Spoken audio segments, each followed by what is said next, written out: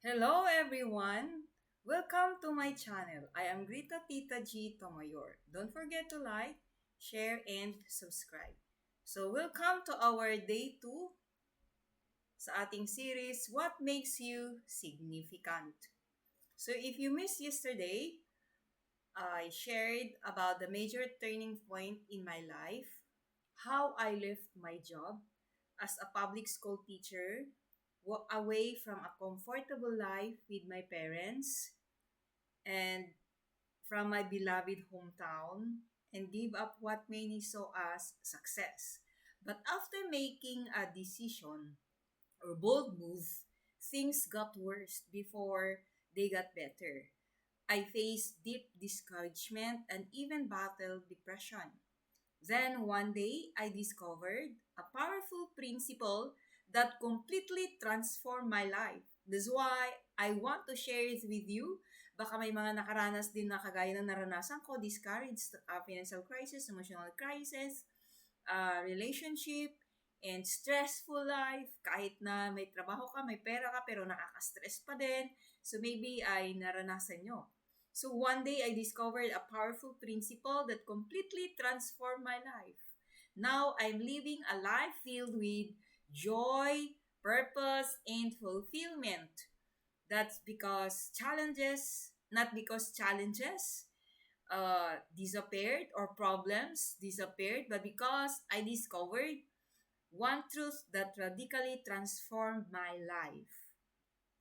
So, hindi nawawala yung problema, yung troubles, yung mga toxic na mga tao or mga toxic na situation.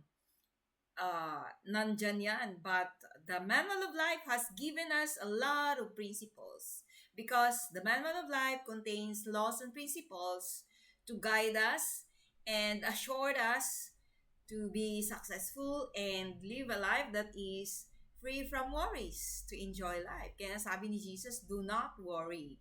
So, thank to my supportive family, uh, to my Tantangan Egypt family praying for me, and of course, my family here in Puerto Princesa City, Evangel Family Church, Palawan, my Jep family. Thank you for your prayers, for your concern, for your support, for your love. So, we are now on day 2.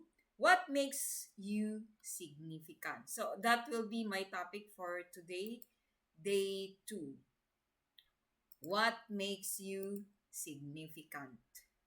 Or what makes you truly significant? So you are not significant because of your job, your title, your status, or your success.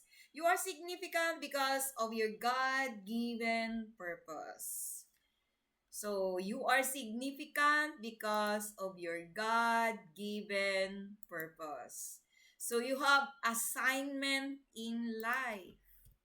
Purpose is not uh purpose is not hidden, is not mystery. It is stated in the manual of life. So you are not significant, sabi ko kanina, you are not significant because of what you do, but because of why you were created. So hindi ka significant dahil sa ginagawa mo, sa ganda ng ginawa mo, pero significant ka dahil sa purpose, the reason why you were born. And purpose is the reason why you were born. Purpose is your destiny on earth. So, that's your destiny. So, ibig sabihin, pag makita mo yung purpose mo, ay alam mo na kung saan ka patutungo. Alam mo na kung ano yung path mo. So, kaya yun ay nagpalaya sa akin talaga matindi. That one question, why am I here? Why do I exist? So, the answer is here. It is found in the Manual of Life. Doon lang tayo mag-stick. Hindi ko kuro-kuro, hindi ko narinig lang, but God showed it to me. He revealed it to me. And that's why I'm also sharing with you. Okay, so without purpose, life has no meaning. No direction, no motivation, no value, no urgency. Presence becomes waste. So parang walang saysay na nandito ka sa mundong ito kapag di mo alam. So you were not born just to make a living and die. The Bible has the answer. Merong klaro na nakalagay dyan without purpose. So life has no meaning. Ayan, without purpose, your life becomes trial and error. Without purpose, you wake up busy but not fulfilled. So, parang may kulang. Without purpose, you can have success and still feel empty. Maybe marami kang pera, pero may kulang pa. Bakit kaya? So, when you don't know your purpose, you chase everything but fulfill nothing. Your value isn't what you have. Your value is in why you are here. Yung halaga mo, yung significance mo, yung kahalagahan mo ay wala sa kung anong meron ka, kung anong naabot mo, kung ano, sino ka, yung status niyo sa buhay. So, hindi yon. Kundi kung ano yung dahilan, bakit ka nandito. So, to discover your purpose, you must go back to your source. Kailangan natin bumalik. Siyempre, may tagapaglikha ang bawat isa sa atin. Siya lang nakakaalam kagaya ng isang manufacturer. Siya lang nakakaalam kung ano yung dahilan, bakit niya ginawa yung isang bagay. So, tayo rin, si Lord lang yung nakakaalam, the Creator, only the Creator knows why He put us here on earth. So, that's why we need to go back to Him. So, you didn't create yourself. So, you can't define yourself. Kagaya ng ginawa or isang product, hindi niya pwedeng sabihin na, oh, ito yung gusto kong ito yung purpose ko, kundi yung creator lang, yung tagapaglikha lang, o yung manufacturer. Same through with our life. Only God knows the reason for our existence, and it's not hidden. It is not mystery. It is clearly stated in the manual of life. At ito yon makikita sa Genesis chapter 1. Verse 26. So, then God said, let us make mankind in our image, in our likeness, so that they may rule over the fish in the sea, and the birds in the sky, over the livestock, and all the wild animals, and over all the creatures that move along the ground. Genesis 1:26. God is our creator. Siya yung tagapaglikha. Sabi ko kanina, siya na nakakaalam. You came from Him. Galing tayo sa Kanya kasi hinipan niya, di ba? And only the Creator knows the intention, the intended function of His creation. Siya lang nakakaalam. Nothing He created is without purpose. Everything has a purpose because He is a God of purpose. You can understand your significance without understanding your source. Kaya napakahalaga na mag-connect tayo kasi galing tayo sa Kanya, di ba? O ito, ganito niya tayo nilikha. Sabi sa Genesis chapter 2 verse 7, then the Lord God formed a man from the dust of the ground and breathed into his nostrils the breath of life, and the man became a living being. It says here, he breathed into his nostrils. So therefore, we came from him. And it says sa Genesis 1:26 kanina, He put His image and likeness in us. When He created us, He put His image and likeness. Ayan. Bakit? Bakit niya nilagay yung kanyang image sa atin, yung kanyang likeness, kung sa atin pa yung tatak niya? Word class, hindi lang word class, kundi God class. Yung galing na mayroon ka, yung talento na mayroon ka. So, because we came from a powerful God. So, anong gagawin natin? So, paano ko natuklasan? Ito yung unti-unting pinakita ni Lord sa akin at nung natuklasan ko talaga, nako, ay ito pala ang buhay na napakasaya, ito pala ang buhay na despite of the crisis, despite of the challenges, despite of the problems, despite of the toxic na mga tao, despite ng mga toxic na mga circumstances, ito palang dapat mong gawin at makita, matuklasan para hindi ka apektado ng matindi, kundi masaya ka pa din. So there are 4 C's that I'm going to share. Paano ko nakita ang dahilan bakit ako nandito sa mundong ito. 4 keys to discover purpose. First, connect. Second, communicate to the Creator. Of course, first, connect to the Creator, communicate to the Creator. Then third, commit to discover and understand your purpose. And Last C, copy Jesus. So yan yung ah ano, apat na C. So, let us talk first about the first C. Before God can show you your mission, you must first connect to Him. Of course, we must believe in Him. Kasi kapag hindi, siya lang nakakaalam eh. So kapag ka hindi tayo naniniwala sa Kanya, disconnected tayo, hindi natin nire-recognize na yung galing mo galing sa Kanya, yung buhay mo galing sa Kanya, ano mga meron ka galing sa Kanya. So we are uh, not aligned. So we are not connected. So we must believe, we must recognize whatever we have, because if we are not connected, we do not recognize Him. As you see in your slide, disconnection causes dysfunction. So kapag di natin siya kinikilala na pinanggagalingan ng lahat ng ating buhay, syempre magkaroon tayo ng dysfunction. So we have to connect to Him. Ang tanong, how to connect? Ayan, so yun yung tanong. How to connect to the Creator? Parang ganyan. So, paano ka magipag-connect, paano mag-connect sa Creator? Sabi sa verse, tignan natin, syempre galing sa manual. Ayun ang pinakita ni Lord na just my own opinion, but it is principle from the Bible. Ephesians 2:18 says, through Him we have access to the Father. The Him there is Jesus Christ. Through Him, He is the only way. Wala nang iba, kaya sabi niya doon sa sa verse na John 14:6. Ayan, nakikita nyo? I am the way, the truth, and the life. No one comes to the Father except through me. So wala nang ibang way, wala nang ibang daan. Hindi religion, hindi good works, hindi tao, hindi kung sino man, but only Jesus Christ. Sabi niya siya yung daan. Siya yung katotohanan that leads to life. Walang pwedeng makakonect kay Jesus Christ, ay kay God the Father, unless you connect to Jesus. Because He is the only. Wala nang iba. Si Jesus Christ lamang. So, napakahalaga. Now, ang tanong, ano yung sunod na tanong? How to connect, di ba? Kanina is, we have the access. So, ito yon.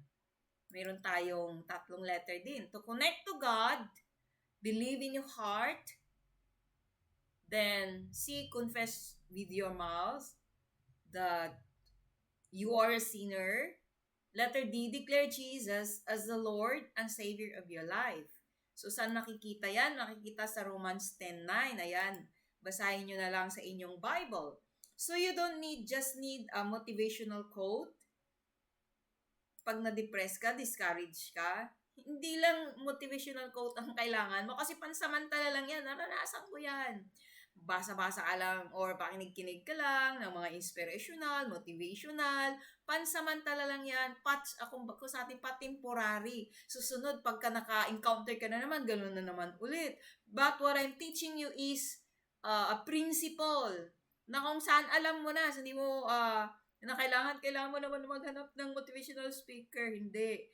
Kailangan mo ma-equip. Ayan. Kasi yan yung naranasan ko. I'm sharing with you my experience. So, those how to connect, believe in your heart that Jesus, recognize, di ba yung sabi ko kanina, na siya yung pinanggagalingan ng ating lahat, ng buhay.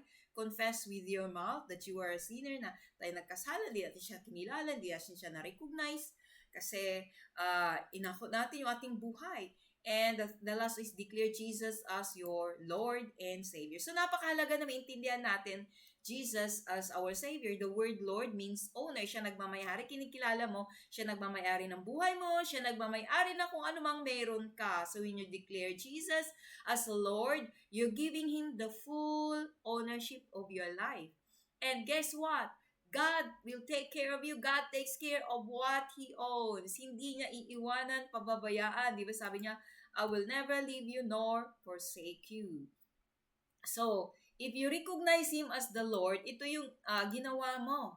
If He owns it, He provides for it. If He created it, He has a purpose for it. What does Jesus as Lord mean? Owner. So, ibig sabihin, He owns your life. He will provide for your needs.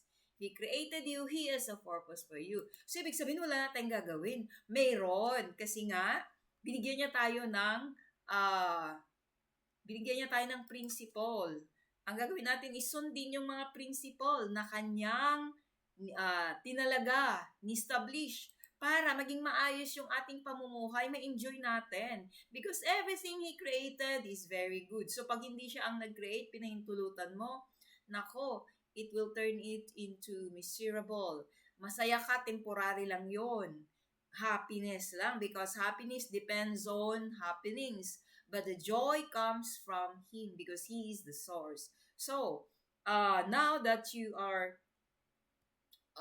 have heard yung aking share, kailangan nating mag-connect. So, if you are ready to connect and recognize Jesus as the Lord of your life, you reconnect with your Creator. Let's pray together. So, if you want to reconnect your life to the Creator because you want to know the reason for your existence, hindi ka lang ini-inspire, kundi ini-equip ka, tinuturuan ka kung ano ang gagawin mo because this is my experience and God showed me this.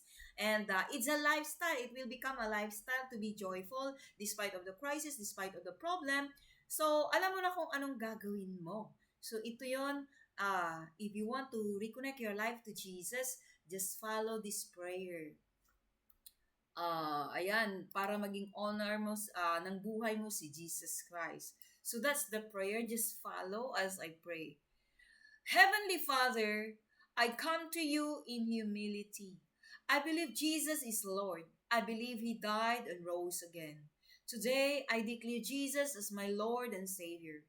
Reconnect me to my purpose. Restore me to your plan. I surrender to you completely. In Jesus' name, amen. So if you have prayed that prayer, that's the beginning of your journey. Now you are reconnected to the source. So always remember, He is the owner of your life now. He owns you. And tomorrow, I will discuss about the second C, communicate. Hearing God's voice unlocks your direction. So, yan yung ating pag-aaralan bukas. So, you are not here by accident. You are not just passing time. You were made for a purpose. On purpose. You were made on purpose for a purpose. So stay connected, stay expectant, stay transformed. Marami akong mai-share sa inyo, not just here, but even through my ebooks, you can discover all those principles na aking natutunan din, isi-share ko sa inyo. Ayan, Success Without Stress. Yan yung unang ebook na nagawa ko kasi yan yung pinakita ni Lord sa akin ng mga principles. Pangalawa, Unfolding the Financial Resources God has provided for His purpose para mapalaya ka sa crisis financially. What makes you significant? Finding meaning in your life. So yan yung pangatlo, yung if you want to access or to receive the free na first ebook, ayan no, yung Success Without Stress, free ko yan binibigay. Pero yung Unfolding the Financial Resources at saka yung isa, What Makes You Significant, ay may bayad yan. At kung interesado kayo dun sa tatlo, free lang yung isa. So, just email me or kahit hindi sa email, sa ano na lang, sa FB account, sa my messenger, Greta Gapasin. And then, pwede kayong maka-comment below para sabihin nyo, kung gusto nyo maka-avail, ay i-chat nyo lang ako at bumili ng ebook na dalawa, ay i-chat nyo lang ako sa comment. So, I hope you learned something tomorrow. Ituloy ko naman or the next series that is day 3 ang pangalawang C. Thank you and God bless you.